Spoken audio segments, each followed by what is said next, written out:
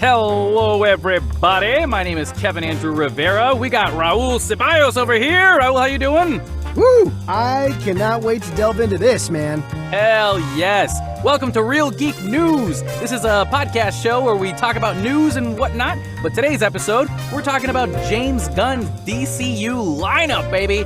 James Gunn had a lot to talk about. We got 11 different projects to discuss today.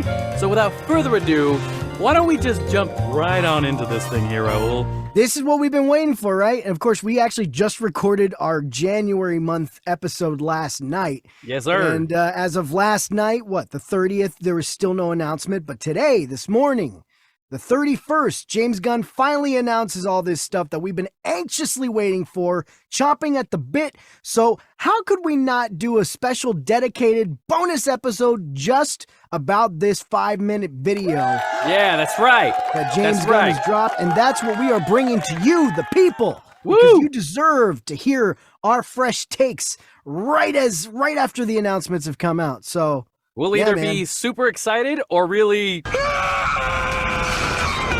You be the judge. But hopefully more of the first one. I think more of the first one. But I think yesterday we had a lot of theories that we kind of threw out there just as like, maybe. And also there were even news stuff that we kind of left out for the month because we were like, they'll probably cover it in this episode once James Gunn announces his stuff. Yeah. I feel like it's like a back and forth, maybe kind of everything got answered. So we're going to drop right into this stuff right here. Raul, why don't we start off with just overall thoughts? How do you feel about watching this 5.5-minute clip that James Gunn put together for us today? I mean, it was very well thought out, and everything he says, the way he's been handling things up until now, it's the same way he handled himself in this video. The most diplomatic you can be, and he's addressing all fans, of DC from whatever backgrounds. This is meant to be, all right, guys, we can take a breath of fresh air now. We can all take a sigh of relief. Here's what's happening, okay? And I don't know. It was just you can tell as we'll go through everything that was announced and mentioned. This is a very well thought out plan. It was so very well thought out, and just leading up to this, you can tell James Gunn and Peter Safran have had a lot of time to go through, figure out what they're going to do and how they're going to reboot the DCU. This whole lineup of DC films, just reboot the entire thing, which is, we'll get into it. That's for sure exactly what they're going to do, as we have suspected. Or is it? Well, we'll get into it. We'll get into it. I thought very similar stuff. When I first saw the 5-minute clip, the first thing I thought was, are you kidding? This is what we're getting? Which is not what I thought I would be saying right now. Really? I had but at the same time, if you guys watch our current new episode that just came out today along with this episode, when I referred to Beverly Hills Cop yesterday, I was talking about how like the first half had me like, okay, I don't know if this is for me. But then at the halfway point, something just clicked and I was like, okay, I think I'm actually in. This is actually pretty awesome. And then I went on Twitter the moment this video came out and I wanted to see what everybody else was talking about and saying. And everybody kind of had the same kind of mindset. There are a lot of people who were like, you've ruined the Snyderverse forever. Oh, God. Which, who cares, the guys? Snyder Bros. Oh, but God. There was another side on Twitter that was like, honestly, I'm kind of down for this because we need something to be done about all this. It's long overdue. Now, the other cool thing about this is that I was writing down all our notes for our Google Doc, and the more stuff that I wrote down, the more interesting things started to appear to me. And so I jotted little notes for each section we're about to talk about today. And I'm genuinely excited about this new DCU direction. However, I do feel like James Gunn could have done a better job presenting Superman first. Kind of give us everything that we know and love first, and then show us all the James Gunn stuff that's like all these characters we don't really know about, and now he's going to introduce us to them. Is that not what he came out? He started off, he did talk about Shazam, The Flash, Blue Beetle. Right. But when he started talking about his plan, like the chapter 1, he starts. We'll talk about it, but like he Okay, starts off okay. with characters that aren't recognizable. Okay, But okay. why don't we just dive right into it, Raul? Raul, James Gunn, when Yes. he opened up his video, he introduced himself. Hi, I'm James Gunn. And he said along the lines of this here, he says, so as many of you know, DC has been disconnected in film and television for a long time. And our jobs, James Gunn and Peter Safran, is to come in and make sure that the DCU is connected in film, television, video games, and animation. Right. That the characters are consistent, played by the same actors, and it works within one story. So I want to stop right there for a second, because Kevin did some research.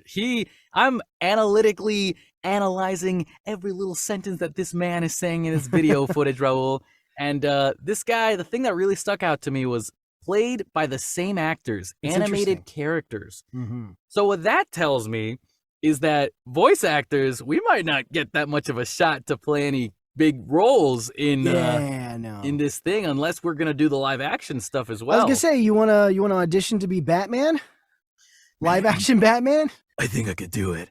Or maybe Damian Wayne is more your type. Oh God! Well, I think I'd have to be a little more Israeli though, wouldn't I, or Arabic? Because I think he's half Arabic, I believe. Oh, is he really? Yeah, because he's the son of the lady who's the daughter of the Al Ghul. Oh, Talia Al Ghul. That's the one. Well, it depends on where, right? Well, it depends on where they go with Ra's al Ghul and Talia. That's al Ghul. very true. Or Ra's al Ghul, however you pronounce it. Yeah, is it Raish or Raz? I don't even know. I've heard different ways to pronounce it. Our guy. That's what I'll call him. But yeah, no, I thought that was really interesting because maybe we'd be able to play like characters that get murdered in the animated stuff as voice actors. You know, like I'd take a job like that. I'd be like, cool, I'm part of the only universe. Get jobs as people who get killed. That's it. It's just people are never going to be seen in live action because they're already gone. Like, you better practice your death screams, man. Those are rough. I'm already practicing it, man. I'm gonna be like, save Martha, and then doing you know, like 2 hours of nothing but death screams and efforts. Why did you say that name? No, I think that'll be really fun. Martha, yeah, please. But yeah, so going along though with what other stuff this guy's saying here, James Gunn, he also says, and if something is outside of that, like Matt Reeves' Batman or Todd Phillips' Joker or Teen Titans Go, then it is clearly labeled as DC Elseworld outside of the mainstream DCU continuity. Now that part we already knew. Stuff? Well, we didn't know, but I mean, this is kind of where we thought this was going, right? Yeah, well, I mean, James Gunn, we suspected. He did confirm to somebody on Twitter, like, hey, is everything else going to be Elseworld that's not DCU? And he's like, yeah, pretty much. I'm sorry. He didn't say yes, pretty much. He just said, that's something we're currently talking about. Okay. So now, now it's officially official. So now it's finally got a label. DC Elseworlds, which is really cool. I mean, that's how they did it in the comics. Anytime they wanted to do like a one-off story or like a shorter, series of stories that have nothing to do with the main DC continuity, they would label it as they would put it under the DC Elseworlds label.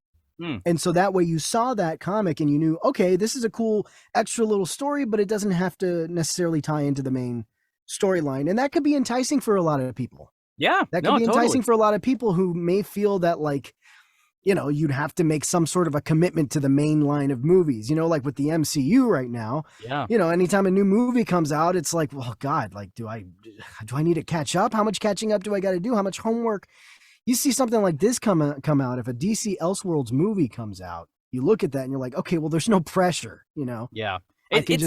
It's also nice because again, with the DCU connected universe, like you will be able to have a movie that's separate, that's beginning, middle, and end. And if you're like what you said, if you have a friend that comes in and says, oh, I don't know if I want to watch that. Do I have to watch 7 more? No, dude. There's just 3 Batman movies and that's it. Like you just watch that trilogy and you get Robert Pattinson. You're done. Yep. I think that's really beneficial. Watch one Joaquin Phoenix Joker movie and then you'll be ready for the next one. And it's true what they say, like those types of movies are very different than the connected universe movies. So it's nice to see that James Gunn isn't like fully giving that up. However, I wonder if he would have changed his mind had there not been the Batman movie or a Joker movie coming out. what does this mean about the Harley Quinn show? What does this mean for other animated DC projects? Are those canceled as well? What else gets folded into Elseworlds and what else doesn't? I mean, he didn't say everything that will be labeled Elseworld, but he did make sure to name drop the Batman, the Matt Reeves Batman, and the Joaquin Phoenix Joker, right? He did say those specifically will be folded into the Elseworlds definitely label, but he hasn't mentioned if anything else will be folded into Elseworlds. Yeah, there's a good chance that he might just like not do any of that for anything else. You know, if the idea strikes him and he's like, it doesn't fit in my universe, but let's make an Elseworld movie about it. Maybe. I remember this was a couple months back. We did an episode, and you had a theory that you suspected James Gunn was going to continue with the Matt Reeves Batman and the Joaquin Phoenix Joker, just so that he can end those, and then eventually get to a point where the only DC movies you see are the DC movies in the main DCU line. Do you still believe that? I still believe that. Really? I wouldn't be surprised if he ended up doing that, because he hasn't announced any other Elseworld stuff. Think about that. Yet. That's true. That one of the main biggest important parts to mention, I think we're going to mention it later, but just in case, he revealed the first chapter of what he's trying to give us, but he also made sure to mention that chapter 1, what he's revealed to us, is just a chunk of what he's revealed. Portion of it, yeah. That's not all of chapter 1. So there's still a couple of movies and shows we don't know about yet that's still supposed to be out in this chapter 1, which in Marvel definition is phase 1, right? So I guess there's more to look at. It's also weird because for Marvel, we're so used to having 4 movies until Avengers came out for the first time in 2012? 5, yeah. There were 5. 5 movies. Yeah, 5. There were 5 movies before Avengers. So Avengers was the 6th. This project, or this chapter, has over 11 projects, and we're still not done with their phase 1, which is chapter 1.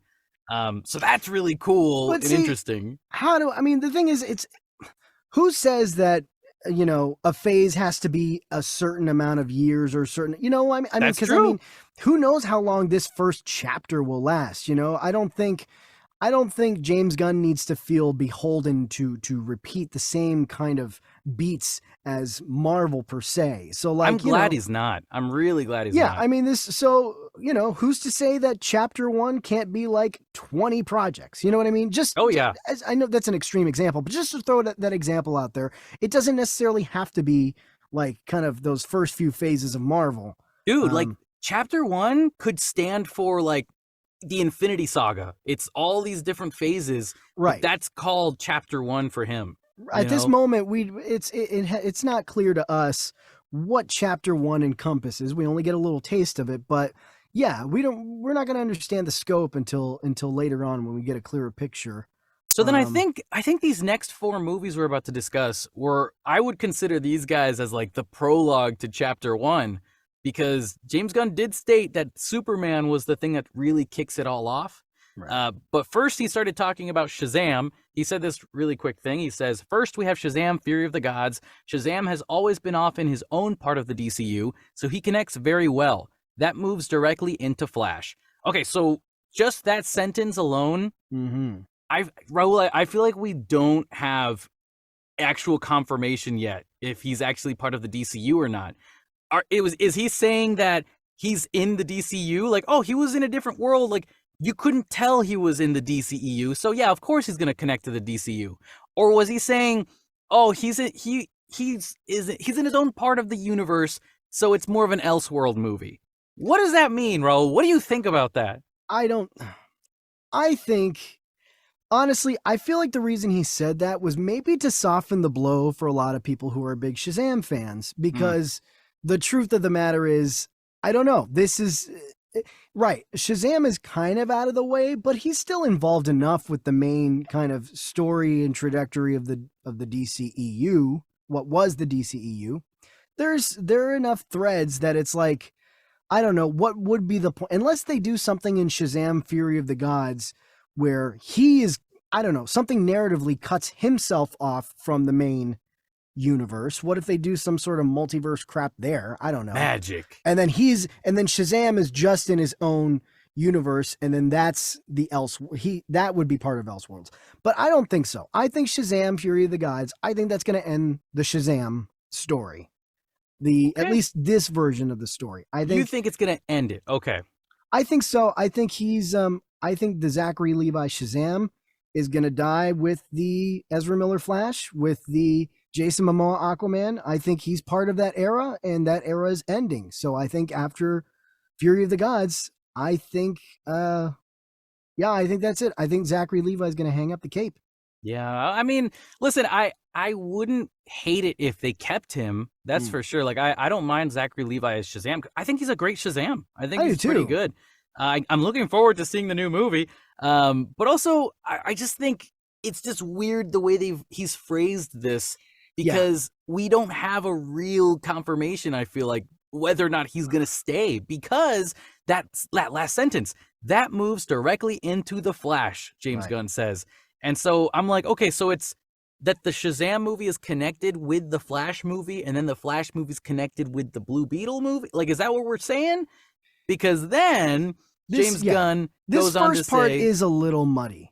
It is a little muddy. I think he kind of wanted to speed right through it because he knew that this isn't his thing.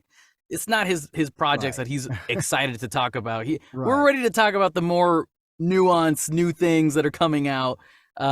But he did make it a point to kind of gush about the Flash, as everybody else has. Everybody else, all the executives and people, like insiders have talked about, the word on the street is that the Flash is a really good movie, apparently. Well, yeah, and so that's where James Gunn says a fantastic movie that I really love that resets the entire DC universe, then to move into Blue Beetle, he goes on.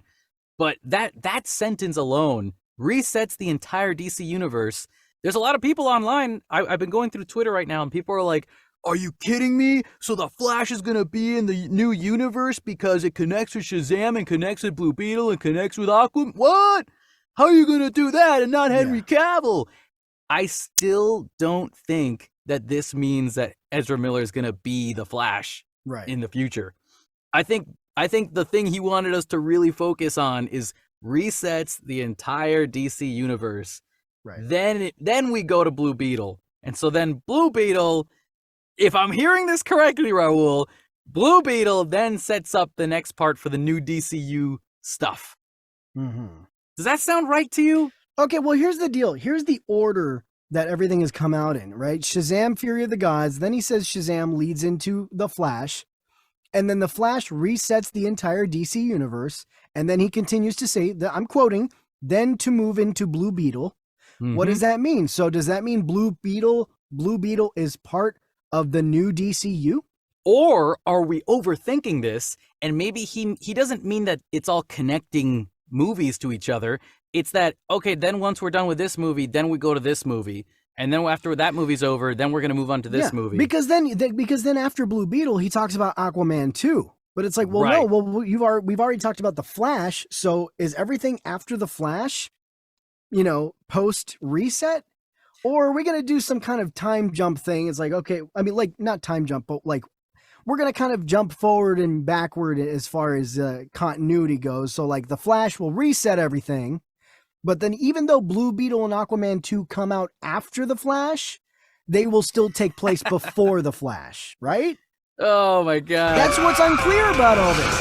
Yeah. This is killing us. That's what's a little unclear about all this, is because I'm not sure if it seems like he's just talking about these films in the order that they will come out. Because the Flash will come out, then Blue Beetle will come out, and then Aquaman 2 will come out, and that'll be the supposedly last film in that era.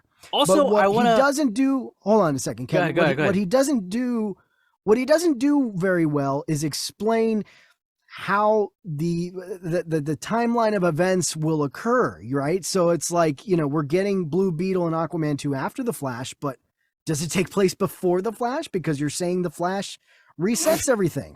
Okay, you're losing me now. It's giving me a headache. No, it's totally a big old headache. I think we just need James Gunn to like sit down and record just one video with his iPhone or something and just be like, hey, just want you guys to know, Shazam's in the new universe, this character's not in the new universe. This character is in the universe. That's all we need to hear. We just want him to say that, and he made it so like it's so strange the way he put it.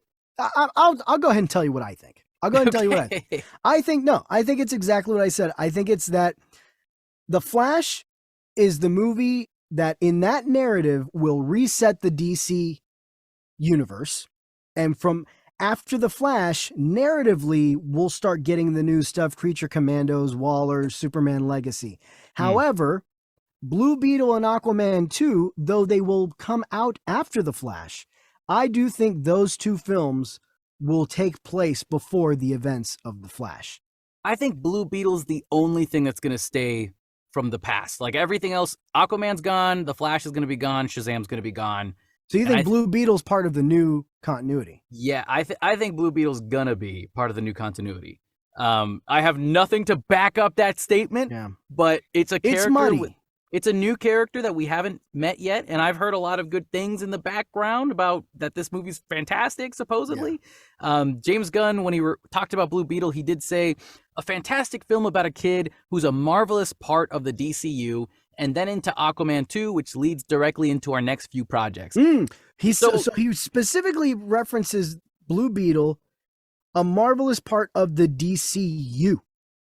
Now, was he just saying that, you know, like how we all say, oh yeah, the DCU, or does he mean like the DCU, like this continuity of films that we're about to see?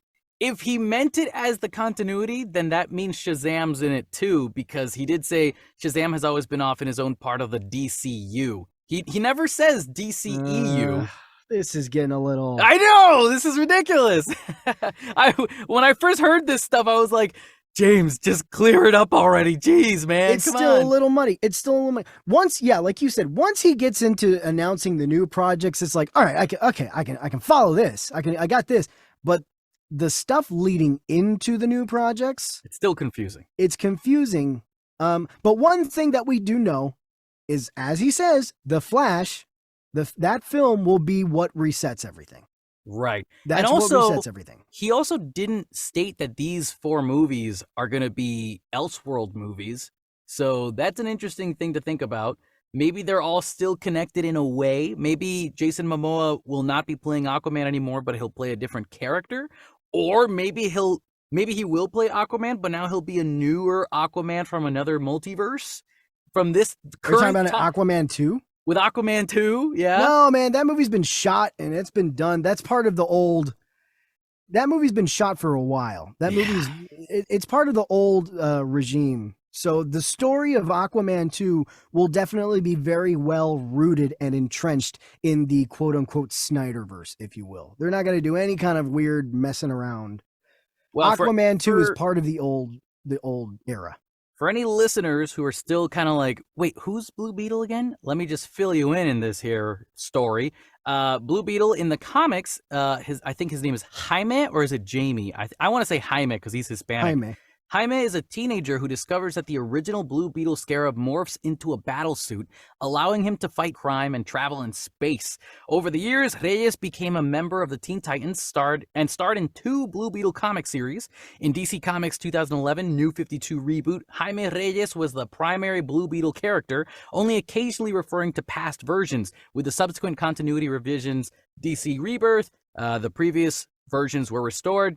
So yeah, fun fact about that, Jaime Reyes, this is the guy who is going to be Blue Beetle, played by Solo Maridueña, who's another Hispanic actor that we know from Cobra Kai. Cobra Kai. He's the main kid from Cobra Kai. Jaime Reyes is actually the 3rd Blue Beetle in the comics originally. The first being Dan Garrett, and the second being Ted Cord. So it's interesting that they're kind of like skipping right to the 3rd one, but I like it because, I mean, listen, I'm biased because we're Hispanic, and so it's nice to have some Hispanic representation. I wish they were Puerto Rican every now and then, but we can't always get what we want, you know? We'll get one someday. We'll get one. Yeah, I'm excited for Blue Beetle, and I've heard some good stuff behind the scenes, and I'm excited. I want to see it. I heard George Lopez is in it as well, and so I'm like, yeah. Man, like, they can't put this movie out and then just go, bye-bye, Blue Beetle, you can't be here anymore. They've got to keep Blue Beetle. I don't know. Yeah, it's unclear. It's still unclear at this point, which is very frustrating And it's as much as we can say, really, man, Yeah. because that's it. Like James Gunn, he's so, even though he's given us so much information already, he's still very secretive about a lot of things. Which Well, it's good, really good for just him. the transition. That's the only thing. It's the transition from one to the next that's still a little confusing. The only thing I know, and the only thing I can say with certainty, is that the Flash, like we said before, is going to be the reset. But everything else, Aquaman, Blue Beetle, Shazam, where is their place here? I mean, I'm suspecting that they're going to all end, but yeah, like you bring up this Blue Beetle thing, and now I'm like, well, is Blue Beetle like you said? The supposedly the movie's good. It's so good that it started off as an HBO Max original, and then they bumped it up to a theatrical film.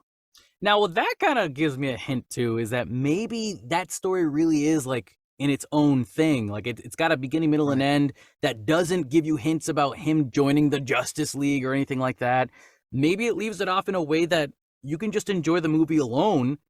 And maybe James Gunn will leave something in the end credits that can actually push towards his universe. So you think this could potentially be another Elseworlds thing, unless they and until he decides not to make it Elseworlds? It's Elseworlds until it isn't. Yeah, just like the Star Wars canon with all the books. Yeah, It's yeah, canon until it's not canon until it's canon. yeah. But yeah, I think if he really likes it that much, maybe he could leave something at the end credits that could connect it to his universe, and we could get more Blue Beetle. I haven't even seen the movie yet, and I'm already that excited for it. But the real big parts, though, because Let's get into the stuff that we're sure about. you could tell that James Gunn was talking about all these movies so quickly, and he went on to finally say, "We're moving on to our biggest stuff here, the things that I'm excited to talk about, the Chapter 1, Gods and Monsters." Which there is an animated movie for the DC universe on HBO Max that you could probably watch called Gods and Monsters. I haven't seen it, but I kind of want to now that I know the title of this. I No, love that. I can I just say really quick, I love that they're naming these chapters. I me love too. it's Gods and Chapter 1, Gods and Monsters. I like that too. Like it sets really a tone, makes it sets personal. expectations. Yeah. Exactly. And again, a note from Gunn, these projects are a part of the first chapter. It's not the entire thing. Right. Not even So the whole chapter. Yeah. from here until the end of this episode, everything we talk about is only a part of the first chapter, not the whole thing. So our first thing that James Gunn brought up was Creature Commandos. James Gunn says to us, it's an animated series. I've written all the episodes. Something that we're going to do that's a little bit different at DC is we're going to have characters move into animation out of animation, usually having the same actors play their voice as who plays them in live action. So again, that's something we heard already in the beginning. But again, it's a good reminder that the animation stuff, if you're a main character in this show, it means you're going to be a main character in live action. So good luck to you. Voice actors. But yeah, I think that is kind of crummy, because then I feel like, you know, the DC universe has awesome animated films that they do that are very Elseworld related. So I really hope that James Gunn is okay with making Elseworld animated movies like the company has been doing. Right. Maybe they haven't all been the best, but they're way better than the Marvel movies that are animated. For the most part, the DC animated fare has been probably more successful than the Marvel stuff in general. Oh, yeah. Historically, I'd say. Definitely. Yeah. And so that's just something to keep in mind. But the thing that I really thought about when he announced this was, why hasn't he told us anything about this project? Like this is all he said about it. It's an animated series. I'm writing it. Actors are going to be in and out of it. Live action animated. That's it. Moving on. I was what more do you need? I was like, but what are the Creature Commandos? Tell me what they are. He showed us a picture of a lot of like Frankenstein, werewolf kind of thing. And I was like, that's all you're going to give me? So I did some research. And that's what he expects you to do. Isn't it? Well, Google it, Kevin. That's why, but I Google it so that you listeners don't have to. So let me tell you what this is all about. This is just a quick little summary just to give you an idea of what these guys are. The Creature Commandos. They're a U.S. team of military superhumans originally set in World War II. They're sent out to fight Nazis and scare the hell out of them by transforming the team into horrifying warriors that resembled characters that you'd recognize from a dark universe. The team was composed of a human team leader, a werewolf, a vampire, a Frankenstein's monster, and a Gorgon. And then I wrote here in this little note, direct competition with Marvel's Dark Universe, because Marvel just started doing their Werewolf by Night stuff, and they're just going more into it with Agatha Harkness and other stuff like that. So this looks like it's a direct competition, and James Gunn knew what he was doing with this. However, maybe he didn't point that out because he didn't want to get on Kevin Feige's bad side right in the get-go, you know? It does make me curious because I know Gods and Monsters is, it's a line, at least, at the very least, I know it's a line from Bride of Frankenstein, isn't it? Yeah, I think Professor, Dr. Pretorius, he utters that line like, something about, we've begun a new age of gods and monsters.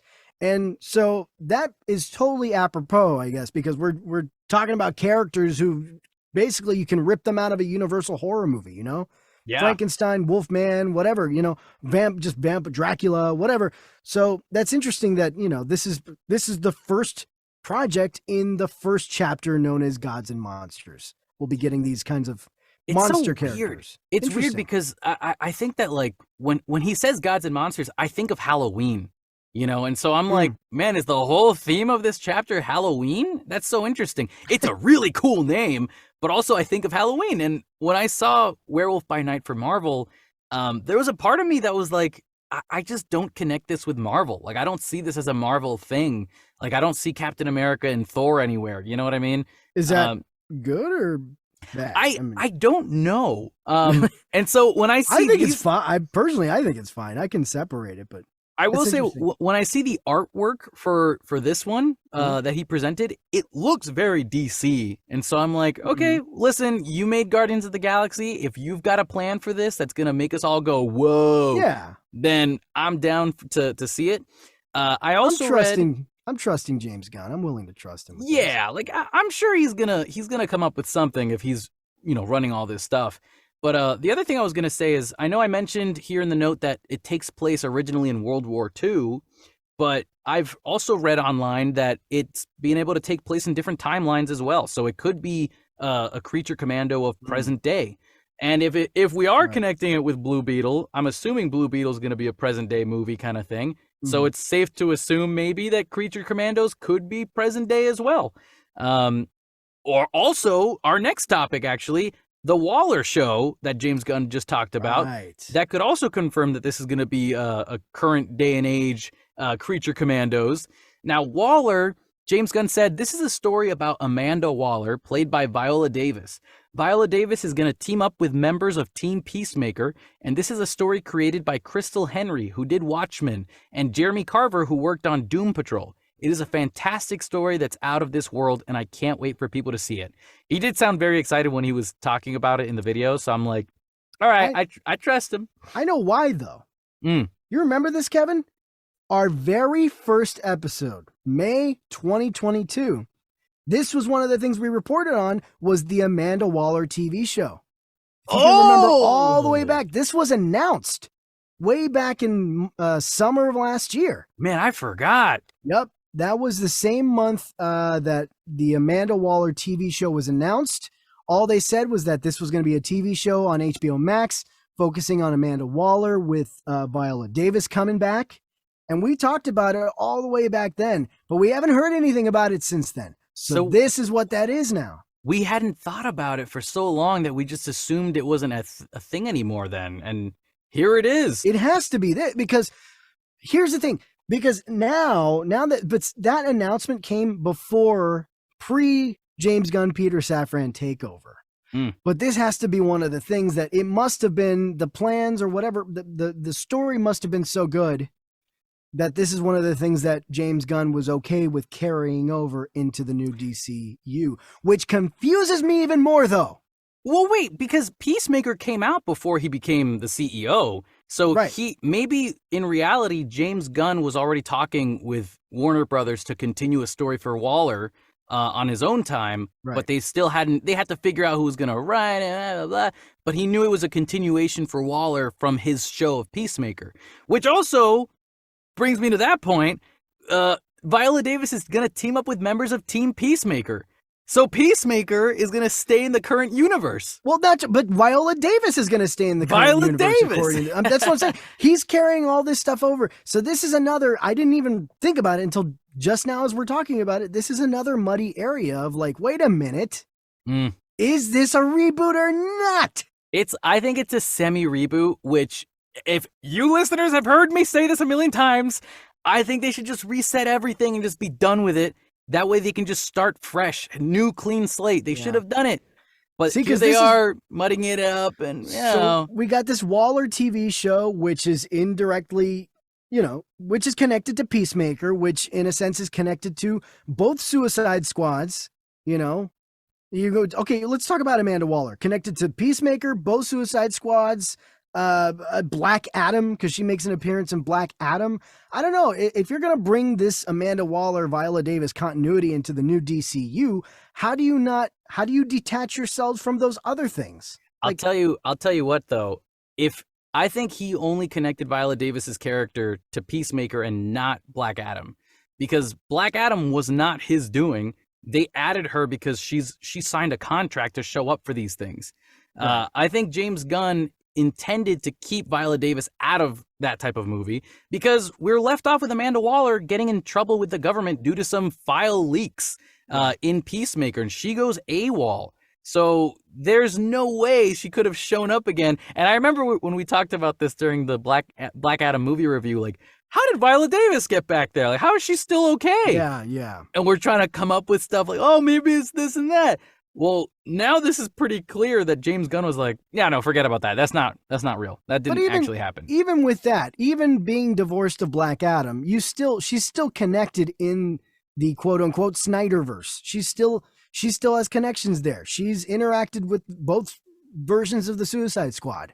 You got Peacemaker, which supposedly there is a Peacemaker season 2, but you know what? Interestingly, he did not announce that.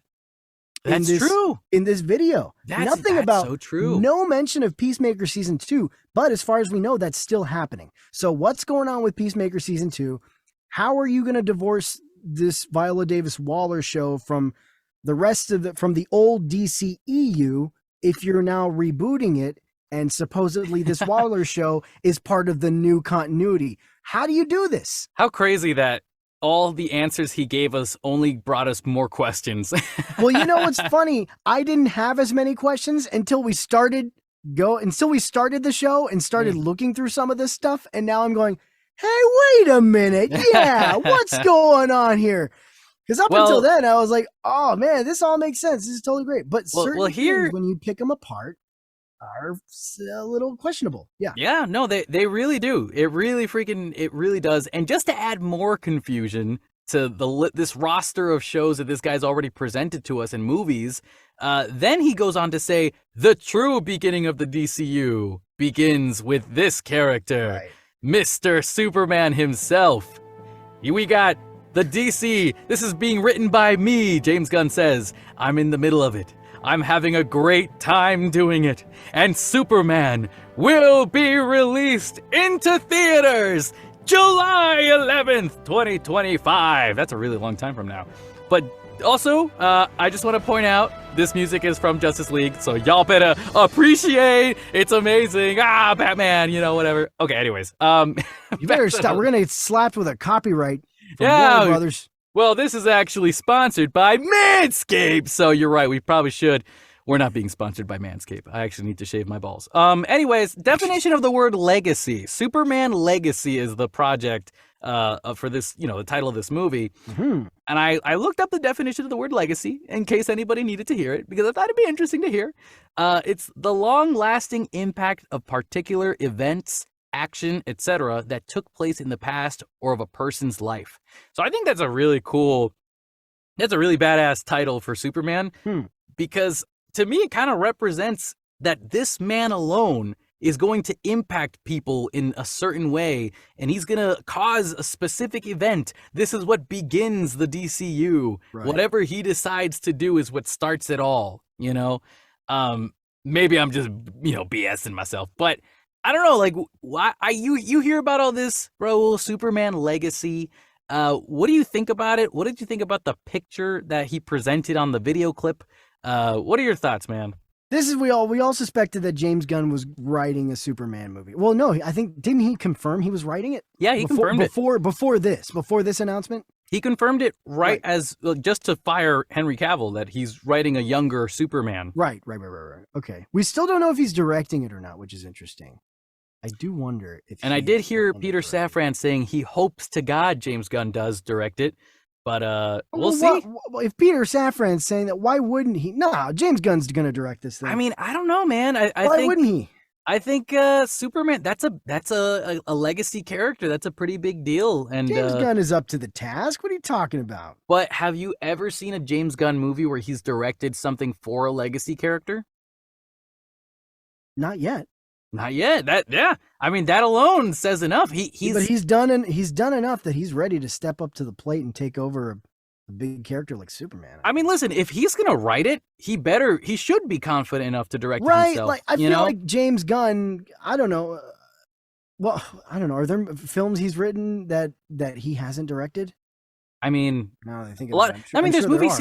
There's movies he's helped produce, that he himself hasn't worked least. on it. Yeah. Brightburn. I feel like, Brightburn. But I feel like if he's going to write it, he's going to want to direct it. You know what I mean? Just to bring the full vision to life. Anyway, I love this announcement. We're getting a new Superman. I mean, we all knew Henry Cavill was gone. We're going to get a new Superman. No casting announcements or anything, but this is going to be... this is the true beginning of the DCU, as he says. I don't understand with this Waller, Creature Commandos, like whatever. I think the order talking about this. The order that he put it in was very strange. I think as soon as he finished talking about Blue Beetle and Aquaman 2, he should have started Chapter 1 Gods and Monsters with Superman first as an announcement. Right. And then moved on to talk about Creature Commandos and Waller. So I don't know if he means that that's the thing that's coming out first, Creature Commandos. That's the first thing we're going to see from James Gunn's universe. Okay, well, all right, let's see how it is. Right. But if you start off with Superman Legacy, that's saying something right there. So I'm hoping this was all organized in a weird way and Superman really is the first thing we're going to all see together after Aquaman 2 is done. So I don't know. It's curious, but I love the title, Superman Legacy. It's a great title. It's a great one. Freaking awesome. It's straight to the point, And this is like that's a good theory you have about why it's called Legacy and like the definition of legacy, because it does seem like we're starting off this new DCU for the most part. We're starting off with Superman. And Superman, it looks like, will be the catalyst for all the events to come afterwards. It very well could be that Superman is the reason why all the other DC superheroes exist, right? It's like, the Dark Knight, the ending of the Dark Knight, escalation, you really started something, right? I mean, I also like to think about like in the Justice League movie with Zack Snyder, like as soon as the movie begins, you see that Superman has died. And that's what suddenly lets like the witches of planet Earth discover that now that the Kryptonian's dead, we can rule the world and start our plan. When you have the strongest person in the universe in a planet, you're going to attract a lot of enemies, and so when Superman's going to finally expose himself and say, here I am, universe, come get me, that I wouldn't be surprised if that's something as to why, he would attract more enemies to come in and challenge the Earth, Yeah, I think I think Superman's appearance in this new continuity will be directly connected to why we will later see the Green Lanterns, connected to why we will see, events in The Brave and the Bold, as we'll talk about later, Paradise Lost, The Authority, all these other projects, Supergirl, Swamp Thing, all this other stuff is all coming out of the fact that a Superman exists out there. And like you said, Kevin, it's going to attract attention, paint a target on his head, attract attention from not so good people, but also we'll see some good people, more good people come out of the woodwork, more superheroes. Who do you think? Be inspired by the fact that we have this Superman now. And sorry, Kevin. No, I was going to ask you, who do you think's going to be the bad guy in Superman Legacy? I don't know. I think we've done Lex Luthor to death, right? I think we're done with Lex Luthor. Yeah. I mean, I'm sure he'll make an appearance at some point in this continuity, but I think for now, I honestly don't know who could be the villain, because didn't he say Lobo. this is not gonna be Jason Momoa coming back? Yeah.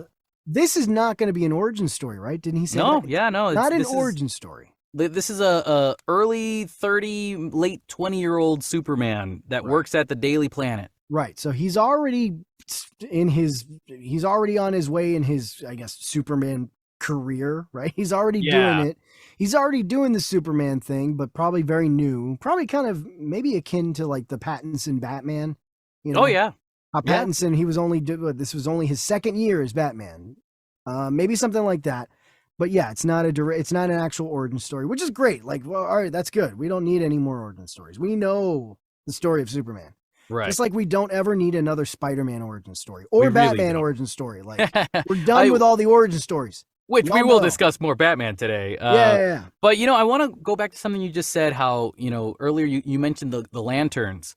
And that's actually our next project here that James Gunn discusses is Lanterns, a new series on HBO Max. He says it's a big premiere HBO television series. It involves Hal Jordan and Jon Stewart with other Lanterns peppered in there.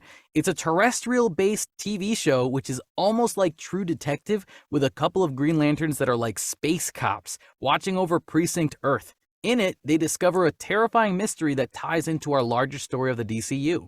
Very interesting. So something comes after Superman, hides in the Earth's crust, and the Lanterns are discovering this stuff together.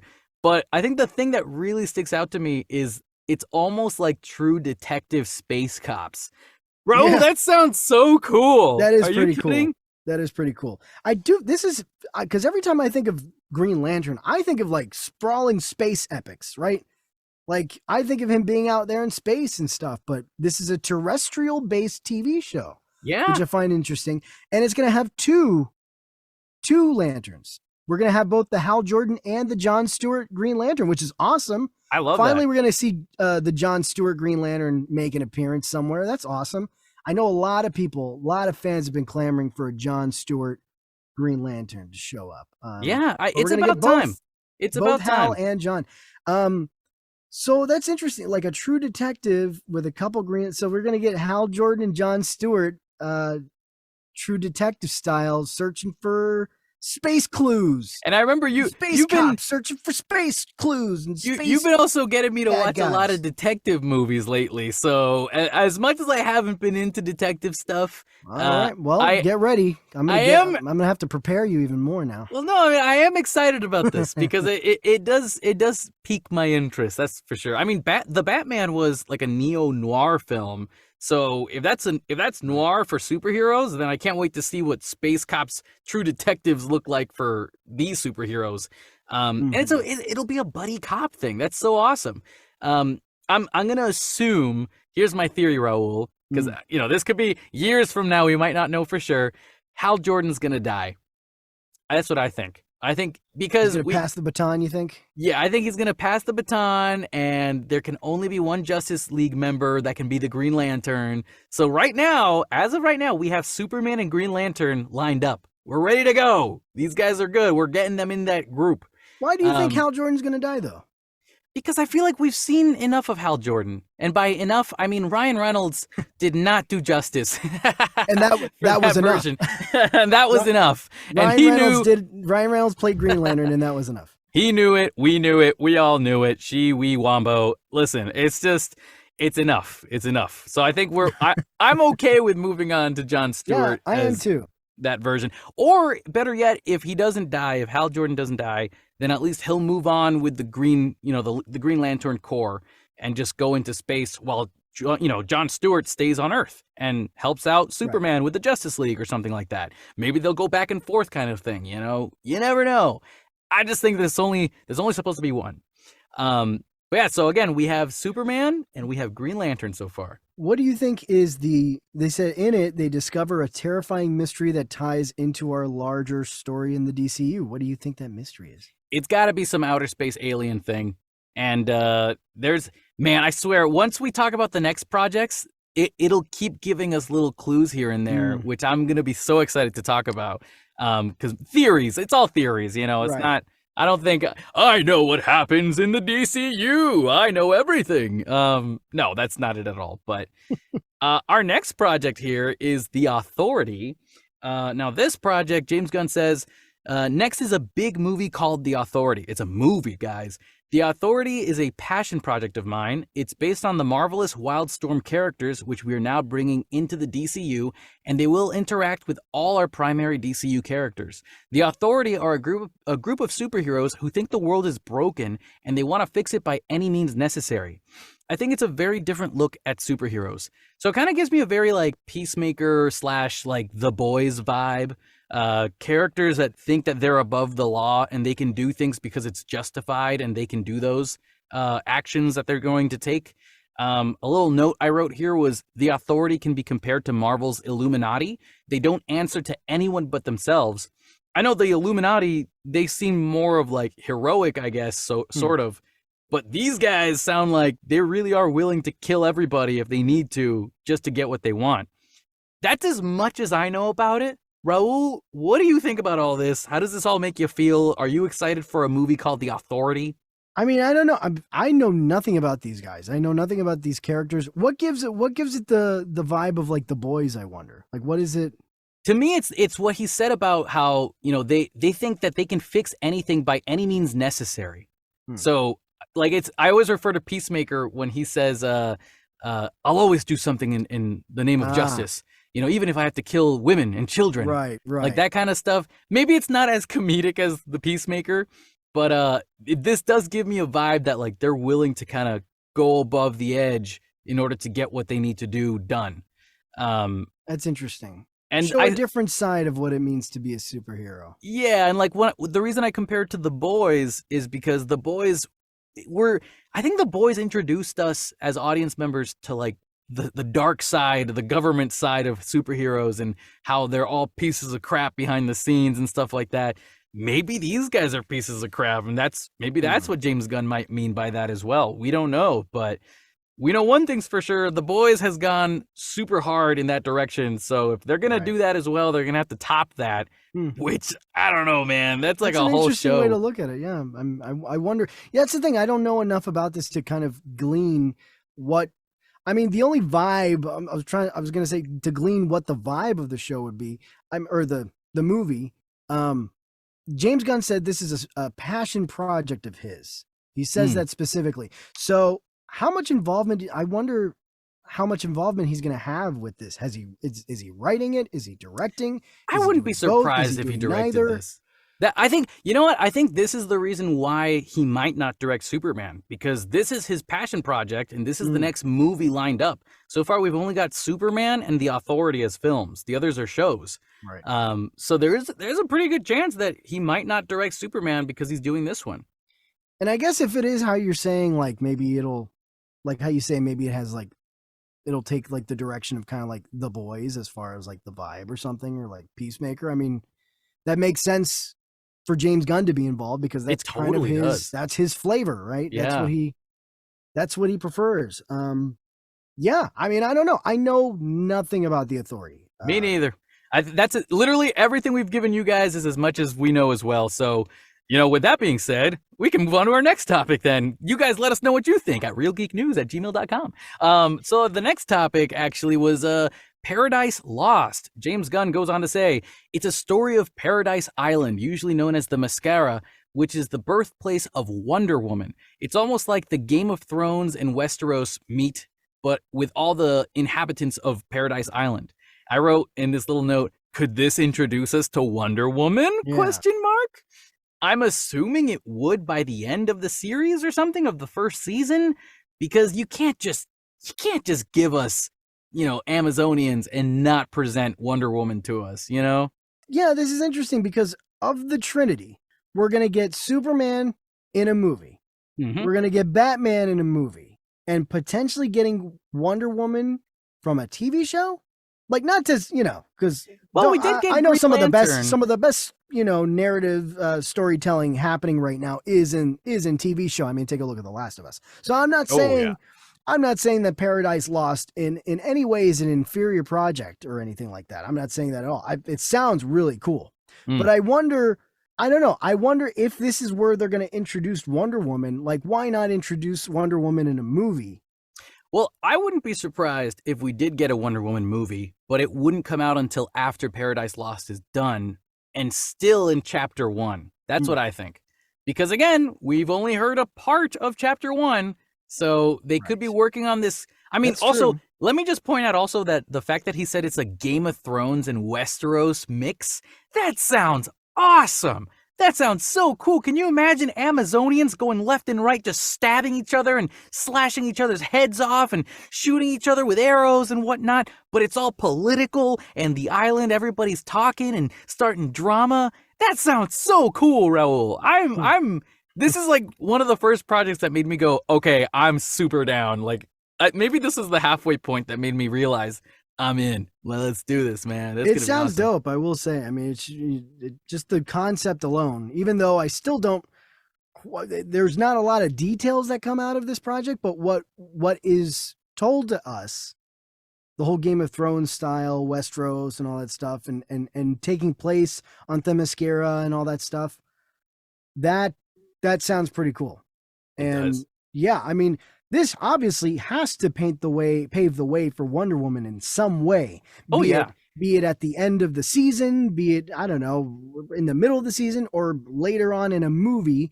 Maybe this show gives way to the Wonder Woman movie, and then we'll get her. I don't know, but this is clearly setting the stage for Wonder Woman to potentially inevitably show up. I think what my theory is that we'll see a younger Wonder Woman before she becomes Wonder Woman. Like, she's just, she's Diana first, right? And she'll just be that character in the beginning. And by the end of the season, that's when she's like, I've got all these powers. I gotta go out into the real world and save the world because something mysterious that the Green Lantern guys are trying to find out has appeared, and now the Amazonians need Wonder Woman to get out there and be Wonder Woman to save the universe. Ooh, maybe, maybe, possibly. Yes, it's a potential. Yeah, that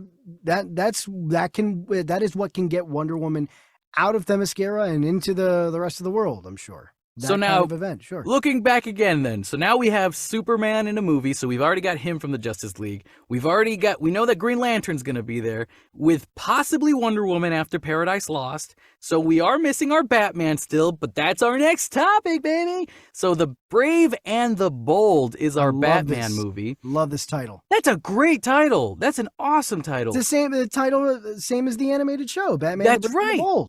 Which is a good show, by the way. That was the one, just to make sure that's the right show I'm thinking. That's the one where he's got the blue suit, right? Yes.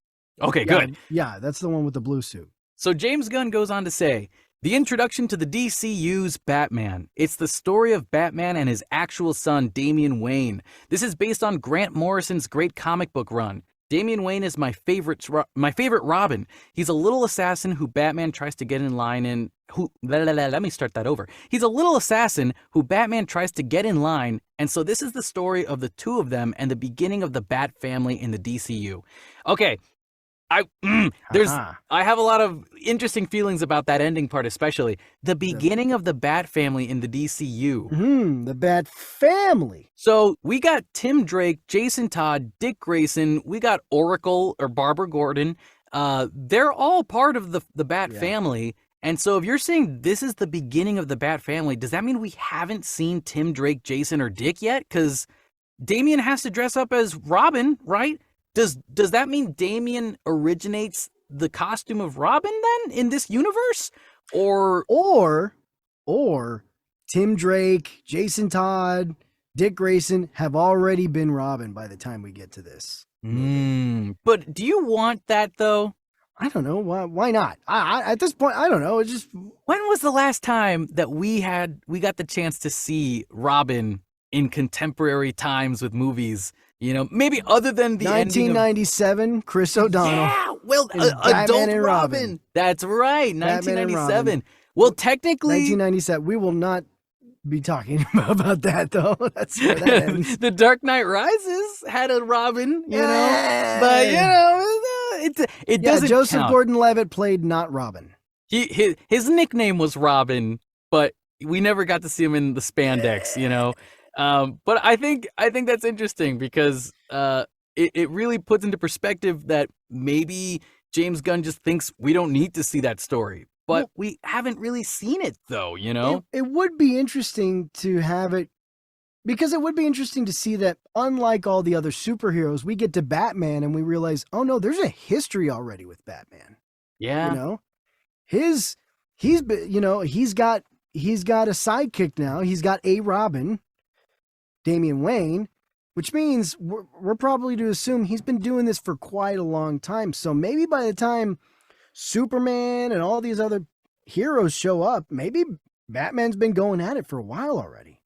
But just on his own. I think it's more personal for us with Batman, because when you look at like Superman, they're like, oh, he's already been Superman for a while. Like, okay, cool. I don't know all of the lore of Superman, so I don't know his relationships with different characters yet, the way that I know Batman's relationships with his Robins, you know? And so the fact that we're not going to get to experience the first time Bruce decided to bring someone along with him, that's really interesting that they're making that choice, if that is the case. But you know what's good about this? If it's the case that Damian Wayne isn't the first Robin and that there's already been other Robins before him, what's great about that is that we can bring in Jason Todd, Dick Grayson. Well, maybe not Jason Todd. Well, he'd be dead. Spoilers. But Dick Grayson, Tim Drake. We could bring those other guys in and possibly have a Nightwing. We can have the Dick Grayson Nightwing. We can have that. Opens the door for all these other guys, the older characters, to come back. That's a good point. And it's like different forms. And we've never gotten to see Dick Grayson as Nightwing. Like, that sounds awesome to see. We've never seen Nightwing in a film, in a live action film. That's right. And Teen Titans does not count because that is a series for the CW. We don't count it. Was it Titans? Titans, that's whatever. You see how unimportant it is. Who's paying attention? Yeah, I mean, that's James the Gunn's only thing. It would introduce that. I mean, if that's the case, then we would at least get to see more characters that we wouldn't normally see, like have a Nightwing come in and stuff like that. But if anything, I will say this other thing: Grant Morrison's comic run of the Wayne, Damian Wayne, in his comic storyline, Tim Drake is still Robin. And Damian supposedly beats him up and throws him down a cliff in the Batcave and steals his Robin outfit. And that's how he becomes Robin. Yeah, Damian Wayne's a little jerk, isn't he? He's a little jerk. Yeah, for real. So it's possible that we will see another Robin before Damian. I mean, his name is Damian. I mean, if you watch The Omen, you'll know. Name like Damian. They named him Damian. I mean, what do you expect? So, things are out in the open. The other thing I will say is the introduction to the DCU's Batman. I've seen people online who have claimed things about how we shouldn't have two Batmans. What's going on? I don't know. I don't really care at this point. Like, I guess what? We're gonna have two Batmen. We're gonna have two Batmen. Get used to it. Exactly. You know that it's Elseworld Batman for Robert Pattinson, so that shouldn't be a problem to us anymore. It's like clearly labeled now. What about the general audience? Well, I'm guessing the general audience might go watch, the Elseworld Batman more than the DCU Batman, maybe just because that's its own thing, whereas you don't have to watch this connected universe of movies. However, this is the first Batman movie out of all of them in the DCU. Right. So it might really pique people's interests. It's still the beginning. So there's a good chance that it'll still make some good amount of money.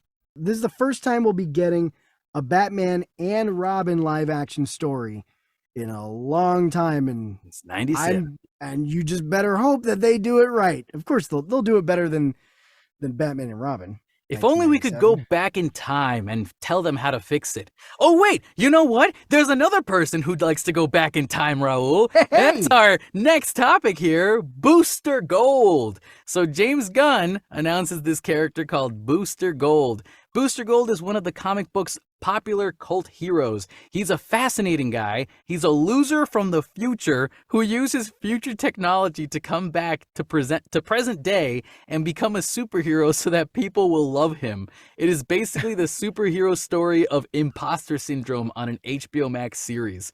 That sounds hilarious, Raul. That's so funny, man. I think I like the idea of this guy meeting Batman and being like, "Oh my god, it's Batman! Oh, I'm such a big fan! Like, you don't even know, man. Like in the future, like Batman Beyond is here, and you're the OG. You know." That could totally bring us to Batman Beyond. I just realized, how did that connection just kind of hit me? He might know Batman. Oh, that's cool. That'd be dope. That'd be dope. And then that'll connect us to a Batman Beyond movie that he'll come back in time and save Batman, and then I don't know, we'll go from there. That doesn't connect to all the worldly problems that are happening. This is just me hoping that we get to see Batman Beyond someday. But Raul, I'd love to see Batman Beyond at some point. Yeah, me too. How does this all make you feel? Like, what do you think about this Booster Gold thing? This sounds fun. Yeah, this sounds really fun. Is it okay? So this is gonna be a series. This is gonna be a series. HBO Max series. This sounds fun. This sounds like a little bit more of a lighthearted kind of fare. Yeah.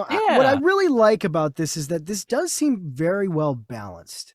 As far as like the different tones you can imagine having here, from creature commandos to something more serious like Superman and Lanterns to the Authority, which I don't know, might be a little bit more of a James Gunn kind of lighthearted feel to it, to Brave and the Bold, which would probably be darker, to Booster Gold, which, I'm assuming this premise sounds like, it could be a fun romp.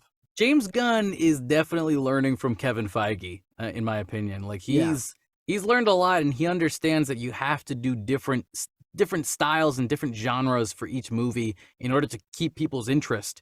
And it makes sense. I think it's really cool. Heck, Star Wars does it all the time now. Like they're starting to base off their movies off of other movies, which is what George Lucas used to do when he first started the original trilogy. But now here's this thing doing it the same way. I mean, again, the police detective stuff, but then Booster Gold's a time travel movie. That sounds awesome. Now, who could play Booster Gold, Raul? I had written down jokingly, I would assume, is Chris Pratt, because James Gunn is really close friends with him, and he's talked about bringing back Marvel actors to DC. A lot of people are fine with it. A lot of people are really upset about that. It's like, would you want to see Chris Pratt as Booster Gold, Raul? Look, I do think, I will say, if James Gunn decides to bring, his other actor friends over, who have, his Marvel actor friends in and have them play some of these characters, I do think Booster Gold is the type of character that Chris Pratt could settle pretty well into. But now the question is, how old is Chris Pratt now? That's a good question. I don't know the answer to that question. Is he pushing 40? I think he might be pushing 40. Are we Googling it? Let's just Google it. I'm Googling it. 43. He's 43. So the man would be in his 50s by the time the first 8 years is done. Yeah. So I don't know if we could see Chris Pratt accepting this role just because of that factor. Then again, we do have an older Batman. I don't know. I mean, this Batman has a son now, so there's possibilities. But I think they're going for more of a comedic, younger age for this. Sure. And my second option, other than Chris Pratt, was Austin Butler. Yeah, Austin Butler, that comedian. The comedian He's that so everybody full loves. Of yucks, that guy. That guy's so comical. Well, I will say this. He was in a lot of Disney Channel comedies. So he does. Well, I know that maybe that doesn't mean much anymore, but he's got acting chops at least. Ball full of laughs, that Austin Butler. He's got comedic chops, But that being said, if you look at the cast or just actors that are available in this pool right now, there's not that many actors that I feel like could fit this role right now. Maybe there is, and I'm just not thinking about it. But maybe it would have to be a comedian. Or just somebody completely unknown. I mean, there's no way. I mean, we can only speculate. I will say, yeah, if Chris Pratt were a little younger or whatever, and James Gunn I feel like this would be something like maybe 10 years ago. If they Yeah, were making this movie 10 years ago, I can easily see Chris Pratt being this character. totally. Easily. Yeah, so It would have been 10 years ago, it would have been between this or Star-Lord. oh yeah. I think he would have ended up choosing Star-Lord because of how big it is now, but Right. I mean, I don't know, who knows? Maybe we wouldn't have known yet. But yeah, I think it's interesting that they're keeping it all in the Earth. Like this is all the Earth stories. And so Right. coming to our next story, we have Supergirl. James Gunn goes on to say, one of my favorite comic book series from last year was Tom King's run on Supergirl, Woman of Tomorrow. And so we're going to turn that into a big science fiction epic film. Now Superman is a guy who was sent to Earth and raised by loving parents, whereas Supergirl in this story, she was a character who was raised on a chunk of Krypton. She watched everybody around her perish in some terrible way, so she's a much more jaded character. I really like that take, Raul. Yeah, I do too. Because Very different. We're so used to seeing Supergirl as like oh, who, me? I have super strength? Wow, Clark, you're Right. going to have to teach me. Like, this is awesome. Right, like the Melissa Benoist Supergirl that was on the CW was very much like that lighter-hearted kind of. Yeah. Totally. And clearly, I'm not going to say that that show didn't work or anything, but we've already done it, is what I'm going to say about it. Like we've seen that type of Supergirl, so it's time to see a different the first couple version. seasons. The first couple seasons were pretty good. I got off of it after season 2. I just didn't find the time, but I liked what I did see. Yeah, I mean, and that's the thing. It lasted a long time, so it's good for the girl who played Supergirl. I don't think she's going to play Supergirl anymore because it's time to move on. This will be a totally different actor. I do like this. This is I love when stories, be it books, TV shows, movies, or whatever, they provide a character and then they provide a different character who's almost a different side of the coin to that character. And you get to compare and watch these two characters kind of, either be at odds with each other or try and, to try and coexist with each other, and despite their differences, right? But really, when you look at it, they both have the same common thread. And I love this. This is Supergirl, another Kryptonian. But yeah, the difference is she has seen a lot of shit. She's been through the ringer. She has not been as well protected and coddled as Clark Kent, Kal-El, how he was being raised all the way far out from all the battles and all the hardships of Krypton being destroyed and all that stuff. He hasn't seen any of this stuff. He's been kept in this bubble on Ma and Pa Kent's farm, right? So we got Supergirl, another Kryptonian. I don't know if they're still going to do it as she's his cousin. I don't know if they're going to do that or not. I'm going to assume that they're still cousins. I also think, why not? Yeah. For me, I'm thinking more about how is this connected to the rest of the universe. So we've got the clue of the detective stuff with the lanterns figuring something out that's a terrible mystery on Earth. We've got the mascara for the Amazonians, who we assume are going to send out Wonder Woman for some reason. If that's the case, if it's not even that close, then whatever. But at least there's something there, right? We've got the authority, the people who are like, we're gonna do things no matter what's, even if people don't want us to do it, we got to do what's necessary. They've figured out something's wrong on Earth that they have to take care of. So how does Supergirl connect to this earthly problem? I think I know. Is it that Supergirl finds her way back to Earth because she finds a connection to Clark, and that's why all the planet thinks that she's a problem or something? Does she try to take over the planet? Is she jaded and evil? I don't think she's evil, but the best thing we can do, Raul, is we can read the comic, because the comic is available to read right now. So I'm putting that on my list because I want to watch it. I want to read it. Maybe I'll just watch it on YouTube. But I thought you were getting to what your theory was of how she fits in. From the comic. So you haven't read the comic? No, I haven't read the comic. Okay, I haven't read it either. Yeah, no. Okay. So I'm gonna guess that if we do read the comic, we could find something to pick out and say maybe this is what's gonna happen. Sure. In this connected universe. Maybe that's why she's doing the things she's doing, you know? I'll definitely have to check out the comic, but even having not read the comic, I don't know. Maybe I might sound like an idiot to the people who've read the comic, and you're probably going to all think, no, Raul, shut up, you're wrong. But I do like the idea. Maybe Supergirl is the one because she's, because her origins are so far out in space over, near Krypton. Maybe she's the one that finally comes to Earth and is basically the one that's like, listen, I know what the threat is. You guys really need to take this seriously. You know what I mean? I feel like maybe she could be that character that by the time we get to Supergirl, everybody else has been just trying to figure out what's going on. And Supergirl can be the one that comes in and is like, no.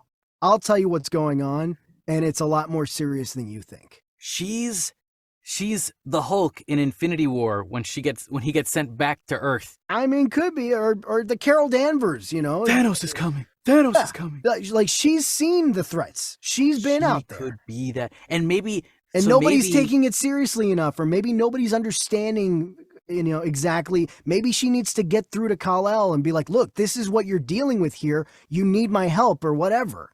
And that maybe she'll join the Authority because the Authority is willing to do what it takes. And she's like, I agree. And then that's why Superman ends up having a movie where he's going to fight the Authority because he has to protect his cousin. Oh, man. I mean, you took it way farther than me. So I don't know. That'd be kind of crazy. But that's just the only, because I could easily see that being a cool idea. Her being that character that needs to step in and be like, you guys have no idea what you're dealing with. Trust me. Yeah, that's crazy. Yeah, I think there's a lot of good stuff. Just to go off of, these are all theories, guys. Everything we're saying, all theories. Yeah, just all theories. But they're pretty cool theories. They're pretty awesome. This is like what I was hoping would happen when these announcements came out, because I wanted to be excited about the DC Universe.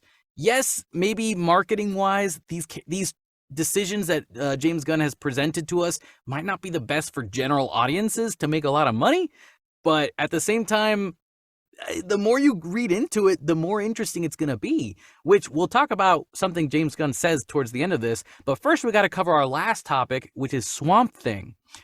Swamp Thing, a very dark horror story in the origins of the monster who is Swamp Thing. And although it's tonally outside of most of the DCU, it will still feed into the rest of the stories. I wrote down here as a note, although James Gunn didn't say whether it was a movie or not, multiple outlets are reporting that it is as such. So this is a horror film for Swamp Thing coming out in theaters. That's interesting. So people are reporting that Swamp Thing is a movie. Which is, yeah, like Variety said it, Deadline said it. Like the people are saying, yeah, and then there's the Swamp Thing movie. Okay. But James Gunn didn't say it was a movie. He just kind of brought it up and moved on to end the video. I wonder because I know Peter Safran later put out a statement that You know what? I think it might have been the bottom left of, you know how when in the video when he presents a picture of the movie or project, on the bottom left it says DC/film or television. And so I'm assuming maybe we just missed that and it said film on the bottom left. So, hey, either way, this is the first DC horror movie. That's pretty cool. I like that. Would you want it to be rated R, Raul? I hope it's rated R. I think no, actually, I'm not going to be that guy because it doesn't have to be now. Because a good story is a good story. Yeah. People like that kind of can be obnoxious. No, I'm sorry if you're one of those people, but really, it's if the story is good, it doesn't matter, right? It doesn't matter what it's rated. However, if it'd be rated R, that'd be super cool. But cool. I wouldn't say. But if you could do a good, successful, scary Swamp Thing film, that's not necessarily rated R. If it's good, who the hell's going to care? Yeah. Right? Exactly. They've been able to do it before. I mean, look at even though it wasn't a movie, but you look at the Werewolf by Night special. Good stuff. Well, that's not there's no exotic, there's no extreme gore or anything like that in there, but it was vicious enough. Like it gave off that energy without showing like guts flying around and shit like that. So also another thing I'll bring up. Another thing I'll say is Swamp Thing did have a TV series that got canceled really early, but from what I've heard, after the first episode, from what I've heard though, it was really good. Like a lot of the fans that really like Swamp Thing really liked it. And I'm wondering if making it into a movie will make it grow the audience the way that James Gunn wants it to. Because when you're making a movie, you're making a statement for Hollywood. Like, guys, watch this in theaters. This is the thing that's gonna get everybody's attention.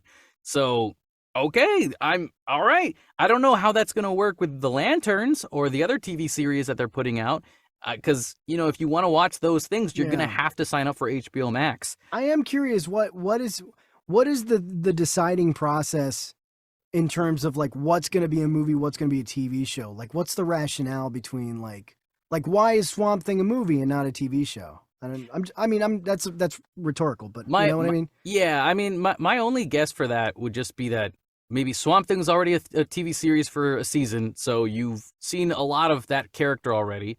Whereas Green Lantern, we only saw him once with Ryan Reynolds. So sad. And so people got the point. So this is a way to flesh out the characters of Green Lantern, or I don't know, something like that. But, the most important thing is actually the closing statement for James Gunn. And he says here, anyways, those are the stories that I can tell you about right now. I've loved the DC characters since I was a child. They're incredibly important to me. I knew that this was a once-in-a-lifetime opportunity to do something very different. One of the things that's very important to me in all of these movies and TV series is that the director's vision and the vision of the writers and all of the creators is unique, something special. Storytelling is always king. That's all that matters to us. And I want to be true to those stories. I want to be true to you guys and really give you something different that we've never seen before. Mm-hmm. That's awesome, because we've literally just been saying that this entire time. As long as the story is good, that's all that matters. And so the more I've read into these topics that we've talked about today, heck, we've digested it now, or dissected it now. And digested it. Yes, true. Like, it has gotten me more riled up and more excited for it. Is it a bummer that Henry Cavill's not going to be Superman? Yeah, but whatever. I mean, I trust that James Gunn's going to come up with something really cool, and clearly he already is starting something really cool. Yeah. We still have more questions, but it's not as frustrating as waiting for another Zack Snyder movie to come out for the DC movies. I think we're done with that. We are done with that. But yeah, I think when you look at this list, we've got movies and TV series, and they're pretty split evenly right here.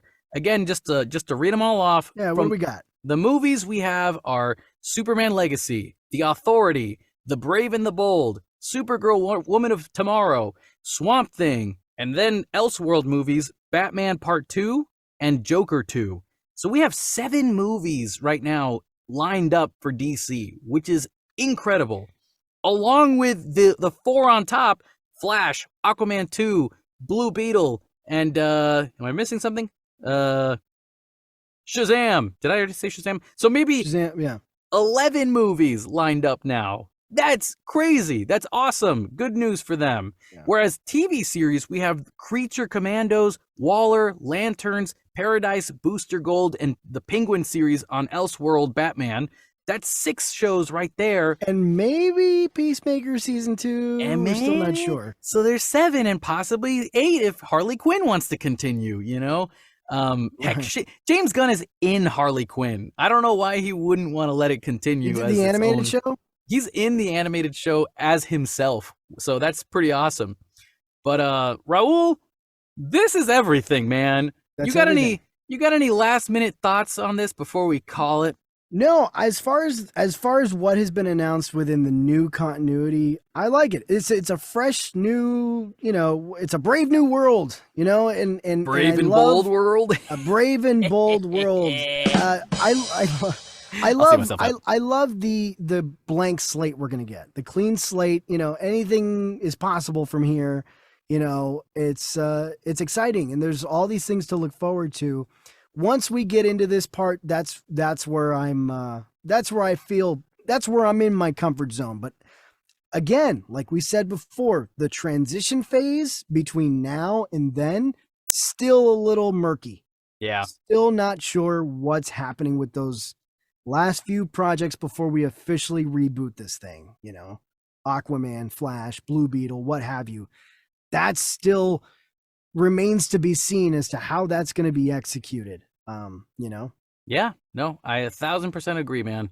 But I'm once excited. we get there, once we get to the other side of the wall, the DCU has been rebooted. Then it's like blue skies from there, I guess. I just don't want them to mess anything up. So hopefully we can just get through this rocky patch right now and just start moving on already. We say that like it's gonna be. We say that like it's gonna be excruciating. We say that, but like really, everybody's saying the Flash is supposed to be amazing. Blue Beetle's supposed to be really good. Like, you know, I'm looking forward to these next few projects because they've all have great, you know, a lot of great buzz surrounding them. So I'm looking forward to it. It's just, you know, as far as I'm not going to get all sucked up and wrapped up in like, well, how does this fit in the timeline? I'm going to, after we're talking about it now, but once we stop recording this episode, I'm just going to clear my mind and be like, you know what? Let's just take the ride. Let's just take the ride. That's where my mind is going to be at. Out of all of these, which one are you the most excited for? Of the new slate of stuff? Of the new slate of stuff. It was actually a little bit lower on my excitement list, but now it's really bumped its way up is the Lantern Show. Lantern Show. Honestly, I'm really curious to see this. Yeah. Because he says, you know, almost like True Detective, but a couple Green Lanterns. Mine might be Paradise Lost. I think that's on the top of my list right now because I think that sounds really cool and unique. I think Lanterns and Brave and the Bold are the ones I'm the most looking forward to. If anything, I mean, I'll always say Superman because I do want to see a new version of Superman. Right. So I'm excited to see what they come up with. Hopefully it is a big bang and he really does leave behind a legacy. And with that, we made it to the end. Thanks for listening, everybody. You can follow us on Instagram at Real Geek News. You can also follow our separate handles on Twitter and Insta at Kevin A. Rivera VO and at Raul Ceballos VO.